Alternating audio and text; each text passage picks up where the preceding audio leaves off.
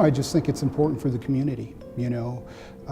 This is a 2002 case. It's not only important for the families to get some closure, but for the community itself. It's been almost 11 years since police found 38-year-old Agnes Jerry Foland and 37-year-old Michael Larson in a homeless camp behind Lenmar Drive. I wouldn't say they were traveling together, and I wouldn't say they're a couple. They were together. Police were following up on a trespassing complaint, but instead stumbled upon a bloody murder scene. They told me that, well, him and the girl that he was with, they were both in separate places, that his throat was cut and he was stabbed about 9 times.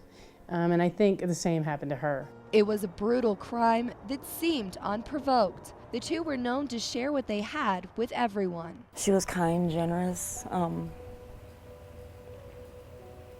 full of laughter, liked to joke around a lot. Yeah. Loved her family. He had a really big heart, and I don't think he would have hurt anybody. Well, I think that everyone's a suspect. It could be a homeless person. It could be someone that they contacted in a store that didn't like the way they looked. Jody Larson says her brother Michael had issues with alcohol and was kicked out of his girlfriend's home. We just didn't see much of him, so it was hard to tell what he was doing until I heard that day. So any kind of Carolyn says her sister Jerry had also fallen into some hard times. You're always playing the what if game. What if this had never happened? What would she have been like all these years from now, Obviously she was homeless and in a bad situation at the time. Could she have turned her life around? Could she have had a different life? Michael's sister said she and her family always worried something would happen to him, but never expected murder. It was unbelievable. You wouldn't think it would happen to you. I honestly think the worst thing has been not knowing what it would have been like.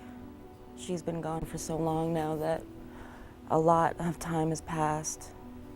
She hasn't had a chance to see her children grow up. She doesn't even know that she has a grandchild. Police questioned other transients in the area, but no arrests were ever made. I just want somebody to come forward with some information. Carolyn says despite having more than a decade to heal, it hasn't gotten any easier, knowing that the killer is still on the loose. Every time I go anywhere, I'm always thinking to myself, is that the person? Could that have been somebody who did it? Is that somebody who knows, any kind of information?